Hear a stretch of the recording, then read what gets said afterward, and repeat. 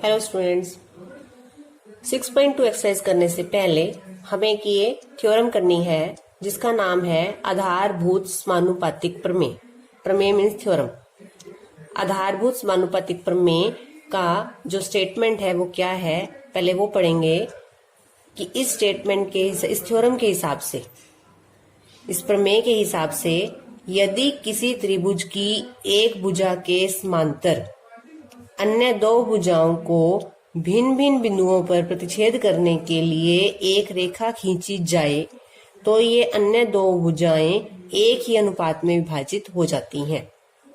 इसमें समझेंगे इस बात को, यदि किसी त्रिभुज की एक भुजा, ये त्रिभुज है, इसकी एक भुजा ये वाली कह दी हमने, इसके समांतर, इस भुजा के समांतर, तो इस भुजा के समांतर हम एक रेखा खींच रहे हैं, ये एक भुजा है, इसके समांतर यहां पर मैंने एक रेखा खींची,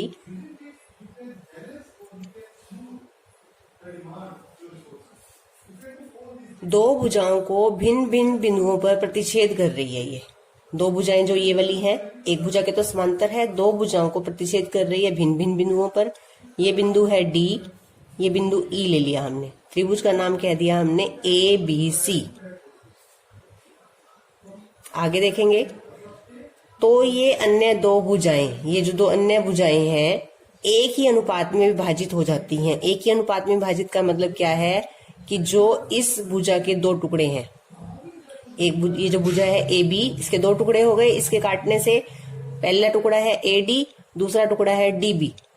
ऐसे इस भुजा के दो टुकड़े हो गए AE बाय में EC, तो ये दोनों अनुपात बराबर होंगे, AD बाय DB बराबर AE बाय EC। तो सोल्व करते हैं इसको। हल में पहले हमने लिखना होता है कि हमें गिवन क्या है, कि दिया क्या है। हमें गिवन है कि जो त्रिभुज ABC है, त्रिभुज ABC में जो DE भुजा है वो BC के समांतर है, DE समांतर BC। और हमें जो है सिद्ध क्या करना है, टू प्रूव, इसे कहते हैं टू प्रूव, कि हमें सिद्ध क्या करना है। सिद्ध करना है हमें कि इन भुजाओं के जो दो अन्य भुजाएं हैं उनके अनुपात बराबर हैं। पहली भुजा का अनुपात क्या है, AD बाय DB बराबर AE by EC। AD by DB बराबर AE बाय EC। तो ये हमें सिद्ध करना है। सिद्ध करने के लिए सबसे पहले हम यहाँ पर B को E से और C को D से मिलाएंगे। तो पहले हम इस तरह से रचना करेंगे कि हमें जरूरत पड़ेगी, तो उसके लिए हम मिला रहे हैं B को E से। इस तरह से आपने मिलाना है इसको, और लिखेंगे भी सही यहाँ रचना में, और D को C से मिलाएंगे।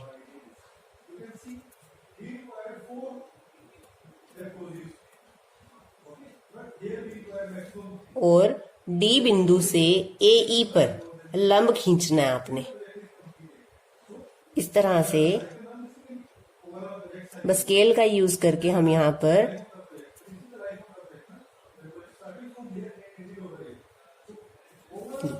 जो हमने ये लिया है, ये लंब खींचा हमने D बिंदु से, किस पर, AE भुजा पर, और इस पॉइंट का नाम हमने M कह दिया।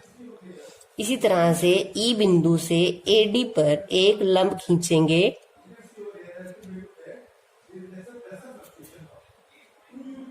E बिंदु से AD पर, और ये जो बिंदु आया इसका नाम हमने N कह दिया, और ये 90 डिग्री का कोण है क्योंकि ये लंब है। तो ये हमने रचना में लिखना है कि हमने क्या रचना की है। यहाँ लिखेंगे रचना, B को E से और C को D से मिलाया, B को E से तथा C को D से मिलाया। और हमने क्या रचना की है, D से AE पर लंब खींचा है DM, तो इस तरह से लिखेंगे इसको DM, लंब का निशान AE, ये खींचा हमने। और दूसरा लंब है EN,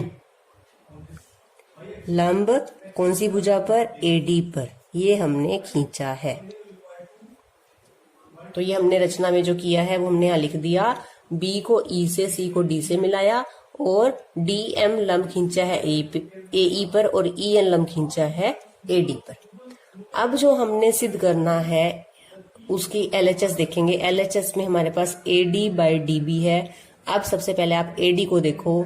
AD भुजा आपकी यहाँ पर है। आपको वो त्रिभुज लेनी है जिसमें AD आ रहा हो। अब AD कहाँ पे आ रहा है? ADE में आ रहा है, ठीक है। और उससे पहले भी हम थोड़ा सा और समझेंगे। हम त्रिभुज का क्षेत्रफल निकालना जानते हैं, तो एक बार हम देखेंगे त्रिभुज का क्षेत्रफल हम कैसे निकाल सकते हैं। अगर हमारे पास कोई ये त्रिभुज है ABC, यहाँ पे इसका लंब दिया हुआ है, मान लो ये हमें AE दिया हुआ है और हमें इस त्रिभुज का क्षेत्रफल निकालना है। तो त्रिभुज के क्षेत्रफल का फॉर्मूला होता है त्रिभुज ABC का क्षेत्रफल बराबर 1/2 इंटू आधार इंटू ऊंचाई। तो 1/2 आधार कितना है हमारा? यहाँ पर कौन सा आधार लेते हैं? जिसके ऊपर लंब डाला जाता है उसे आधार कहते हैं, तो BC। और ऊंचाई क्या है यहाँ पर? AE। ऊंचाई होती है जो 90 डिग्री की भुजा होती है और आधार वो लेना है जिसके ऊपर 90 डिग्री का कोण डल रहा है, वो आधार है, वो बेस है। तो 1/2 इंटू BC इंटू AE। अब मेरे पास एक त्रिभुज ABC ही है, वो इस तरह से है। ये एक त्रिभुज है।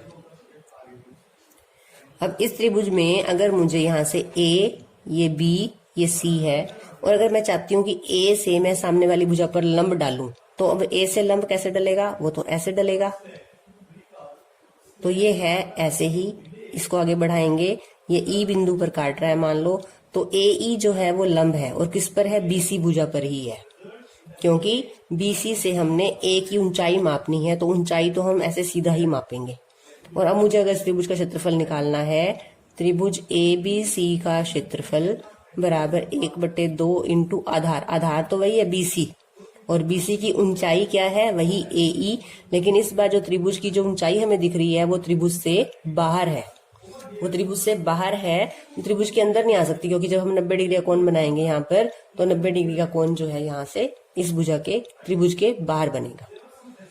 तो ये आपने समझना है, आधार वही रहेगा। इसको आधार को आगे बढ़ाकर हम ऊंचाई कर सकते हैं। तो 1/2 इंटू BC इंटू A। तो इस तरह से हम त्रिभुज का क्षेत्रफल निकालते हैं। अब पहले हमने क्या लिया यहाँ पर? AD मुझे चाहिए। अब AD कहाँ आएगा? ADE में। तो मैं यहाँ लिखूंगी त्रिभुज ADE का क्षेत्रफल। क्षेत्रफल का फॉर्मूला लिखेंगे पहले, 1/2 गुना आधार गुना ऊंचाई। ऊंचाई भी कहते हैं इसे, शीर्ष लंब भी कहते हैं। तो 1/2 इंटू आधार। अब ADE त्रिभुज को आप देखेंगे।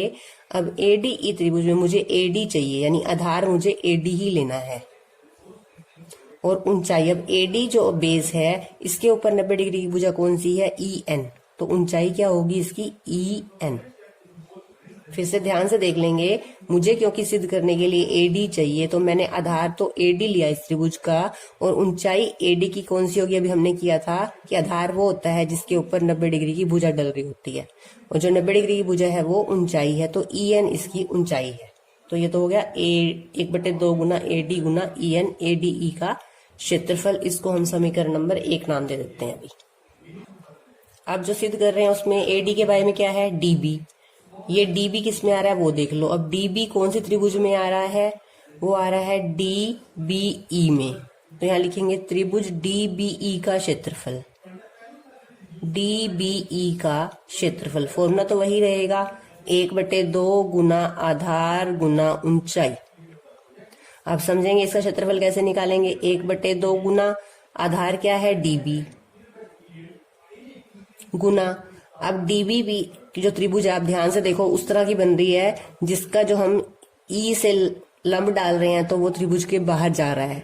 DB को ही आगे बढ़ाकर मिल रहा है और ये है इसकी ऊंचाई, क्या है वो? EN। ये क्या आ गया, नंबर 2 समीकरण। दोबारा से समझ लेंगे इसका क्षेत्रफल, अभी मैंने बताया था कैसे निकालना है। ये त्रिभुज है DBE। यहां से मैं इसको दिखा देती हूँ आपको। ये हमारी त्रिभुज है DBE। अब मुझे निकालना है इसका क्षेत्रफल। जब मैं DBE के ऊपर E बिंदु से लंब डालना चाह रही हूं, तो E बिंदु से जो लंब है वो यहाँ बाहर जा रहा है त्रिभुज के, और इसको आगे बढ़ा के मिला देंगे तो हमारा जो क्षेत्रफल है वो क्या आएगा, आधार। आधार कौन सा होगा, DB, क्योंकि लंब किस पर डला है, DB पर। DB गुना ऊंचाई क्या हो गई, EN। तो ये तो हो गया हमारा 1/2 गुना DB गुना EN त्रिभुज DBE का क्षेत्रफल। 1 को 2 से भाग कर दो, यहाँ लिख देते हैं 1 को 2 से भाग करने पर क्या लिखेंगे, 1 को 2 से भाग करने पर जब हम समीकरण को भाग करेंगे तो LHS LHS पे भाग होगा, RHS RHS पे भाग होगा। तो LHS क्या है, त्रिभुज ADE का क्षेत्रफल। यहाँ क्या लिखूंगी, त्रिभुज ADE का क्षेत्रफल बाय त्रिभुज DBE का क्षेत्रफल बराबर, इधर क्या है, 1/2 गुना AD गुना EN। बाई में क्या आएगा, 1/2 गुना DB गुना EN। अब 1/2 से 1/2 काट देंगे, EN से EN काट देंगे, किसके बराबर आ गया, AD/DB। अभी आप इसको समीकरण नंबर 3 नाम दे दो। बहुत ही सिंपल है, जो हमने सिद्ध करना है AD, पहले वो देख लिया कौन से त्रिभुज में है, ADE में, उसका क्षेत्रफल निकाल लिया। फिर बाय में DB है, DB वाली त्रिभुज देख ली, उसका क्षेत्रफल निकाल दिया, दोनों को कर दिया भाग। तो हमारे पास AD/DB जो LHS है वो तो आ गया। अब RHS में देखेंगे क्या है, AE देखेंगे कौन से त्रिभुज में है, ADE में ही AE है। तो हम पहले फिर से दोबारा निकालेंगे त्रिभुज ADE का क्षेत्रफल, फिर से निकालेंगे।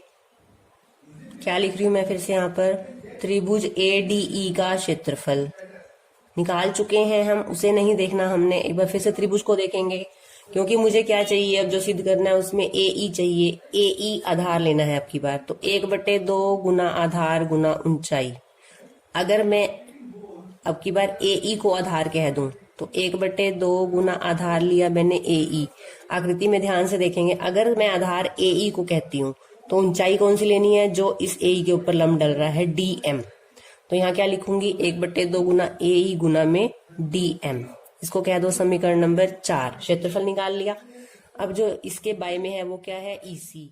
EC देखते हैं, EC देखेंगे। अब जो हमें EC भुजा लेनी है वो है ECD त्रिभुज में, ECD में, क्योंकि D से यहाँ DM ऊंचाई डलेगी EC भुजा को आगे बढ़ाने से। तो त्रिभुज लेते हैं ECD। ECD का क्षेत्रफल क्या आएगा, 1/2 गुना आधार, आधार यानी EC गुना ऊंचाई, EC भुजा पर आगे बढ़ाने पर ऊंचाई क्या बनती है, DM। 1/2 गुना EC गुना DM।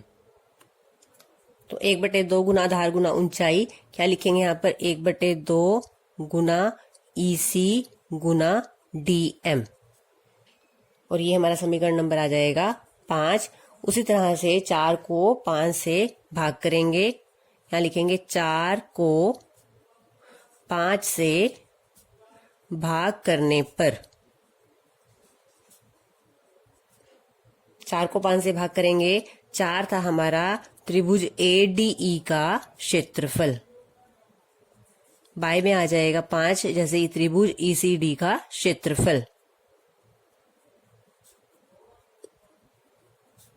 1/2 गुना AE गुना DM बाय 1/2 गुना EC गुना DM। DM से DM कैंसिल हो जाएगा, 1/2 से 1/2 कैंसिल, क्या आ गया, AE/EC। समीकरण नंबर 6। अब समीकरण नंबर 6 है हमारा त्रिभुज ADE बाय त्रिभुज ECD। ये हमारी RHS आ गई जो हमने सिद्ध करनी थी। अब देखते हैं हम समीकरण जो 3 आया था हमारा, त्रिभुज ADE बाय DBE का क्षेत्रफल। ये हमारी AD बाय DB तो आ गई है, इधर क्या है बाएं में DBE, और समीकरण 5 में इसकी जगह क्या है, 3 में तो है ये DBE और 5 में हमारा आया है ECD। सिर्फ इसका डिफरेंस है, ऊपर सेम है त्रिभुज ADE का क्षेत्रफल। अब हमने 9th क्लास में पढ़ा था, एक बार ध्यान देंगे यहाँ पर कि यदि दो भुजाएं समांतर हैं, दो समांतर भुजाओं के बीच में एक ही आधार पर अगर दो त्रिभुज बनती हैं, ये हमारी दो त्रिभुज है, देखेंगे ध्यान से, DE आधार है, उस पर एक त्रिभुज है DEB और दूसरी त्रिभुज है DEC। ध्यान से देखेंगे, आधार DE है दोनों त्रिभुज का, एक है DBE और दूसरी है DCE। तो ये दोनों त्रिभुज कैसी हैं, एक ही आधार पर और एक ही समांतर भुजाओं के बीच में। यहां समझेंगे इस बात को एक बार। हमने पढ़ा है यदि दो समांतर रेखाएं हैं और इन दो समांतर रेखाओं के बीच में एक ही आधार, मैंने एक आधार ले लिया AB, इस पर अगर मैंने दो त्रिभुज बनाई, एक त्रिभुज है मेरी ये ABC और AB आधार पर ही एक दूसरी त्रिभुज है मेरी ABD, तब इन दोनों त्रिभुजों का क्षेत्रफल बराबर होता है। तो एरिया जो है ABD का और ABC का बराबर होगा। यहां पर भी वही सेम है, एरिया DBE और एरिया DCE बराबर होंगे, क्योंकि दोनों त्रिभुज DE आधार पर और दो समांतर भुजाओं के बीच में है। तो यहां लिखेंगे त्रिभुज जो हमने लिया अभी DBE का क्षेत्रफल बराबर त्रिभुज ECD का क्षेत्रफल। कारण लिखेंगे ब्रैकेट में, एक ही आधार, ये हम 9th क्लास में कर चुके हैं, और एक ही समांतर भुजाओं के बीच बनी दो त्रिभुज। अगर दो त्रिभुज इस तरह से हों कि वो एक ही समांतर भुजाओं के बीच में बने और एक ही आधार पर बने, तो उनका क्षेत्रफल बराबर होता है। अब DBE और ECD का क्षेत्रफल बराबर है, तो अगर समीकरण 6 को मैं बदल दूं कि ECD की जगह मैं यहाँ DBE का नाम लिख दूं, तो क्या लिखेंगे, समीकरण 6 से क्या बन जाएगा, त्रिभुज ADE का क्षेत्रफल बाय, यहाँ ECD है उसकी जगह हम क्या लिख रहे हैं, त्रिभुज DBE का क्षेत्रफल बराबर AE बाय EC। ये सेम रहेगा। हमने क्या किया है, सिर्फ ECD का नाम बदल के यहाँ पे DBE रख दिया, क्योंकि दोनों बराबर हैं। इसको हम समीकरण नंबर 7 नाम देते हैं। अब हम देखेंगे 3 और 7 को, समीकरण 3 और 7 से।